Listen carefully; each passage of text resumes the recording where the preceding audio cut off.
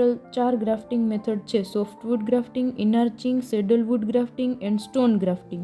એમાંથી આજે આપણે મેંગોમાં સ્ટોન ગ્રાફ્ટિંગની મદદથી કલમ બનાવીશું. એટલે ફર્સ્ટ ઓફ ઓલ આપણે કોપરી લીવ્સવાળું રૂટસ્ટોક પસંદ કરશું. પછી રૂટસ્ટોકની સેમ થિકનેસનું, disease free, healthy and best વેરાયટીનું સાયન મધર બ્લોકમાંથી સિલેક્ટ કરશું. સિલેક્ટેડ સાયનમાંથી સી કેચરની હેલ્પથી લીવ્સ રિમૂવ કરશું, જેનો main aim water loss reduce કરવાનો છે, જે પ્લાન્ટને એક સક્સેસફુલ ગ્રાફ્ટ યુનિયન એસ્ટાબ્લિશ કરવા માટે એનર્જી આપશે. અધરવાઇઝ એ એનર્જી લીફ મેન્ટેનન્સમાં વેસ્ટ થઈ જાય છે. સાયન પર બ્લેડની હેલ્પથી વી શેપ કટ કરશું, જેના માટે બંને સાઈડમાં કટ કરશું અને કન્ટામિનેશન પ્રિવેન્ટ કરવા ક્લીન બ્લેડનો યુઝ કરશું. સાયનની લેન્થ 10 થી 15 સેન્ટીમીટર હોવી જોઈએ અને રૂટસ્ટોકને એકોર્ડિંગ થિકનેસ મોરલેસ પેન્સિલ થિકનેસ હોવી જોઈએ.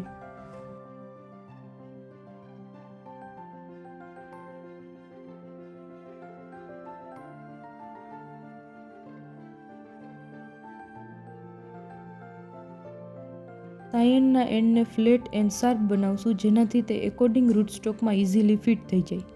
પસંદ કરેલ રૂટસ્ટોકને નીચેથી 2 ઇંચ મૂકીને કટ કરેલું છે અને આનું સ્ટોન એની સાથે જ જોઈન્ટ હોવું જોઈએ એન્ડ એને કાંઈ પણ ડેમેજ ન થવું જોઈએ. અને સક્સેસફુલ ગ્રાફ્ટિંગ માટે આ સ્ટોનનું હોવું જરૂરી છે, બિકોઝ જ્યાં સુધી ડાર્ક ગ્રીન લીવ્સ ન થઈ જાય ત્યાં સુધી પ્લાન્ટને ફૂડ મટીરિયલ સ્ટોનમાંથી જ પ્રોવાઈડ થશે.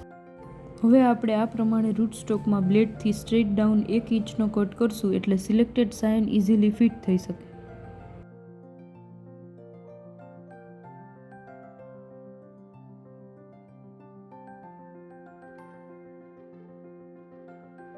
હવે આપણે કટ કરેલ રૂટસ્ટોકમાં સાયન ઇન્સર્ટ કરશું, જેના માટે સાયન એન્ડ રૂટસ્ટોકનું ડાયામીટર સેમ હોવું જોઈએ.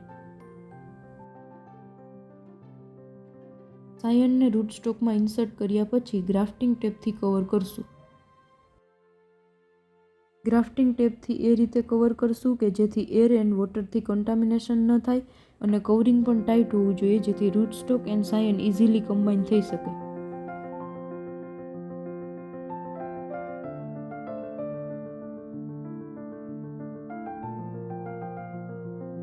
આફ્ટર ધેટ તેના પર પ્લાસ્ટિક કવર કરશું, જેનાથી હ્યુમિડિટી મેન્ટેન થાય, જે સક્સેસફુલ ગ્રાફ્ટિંગ માટે જરૂરી છે and 80 to 90% humidity level best છે.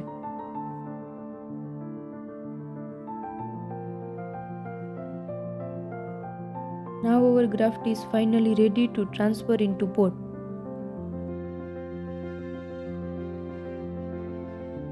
હવે પોટમાં 60% ગાર્ડન સોઇલ અથવા રેડ સોઇલ પ્લસ 20% F5 અને 20% સેન્ડ એડ કરશું.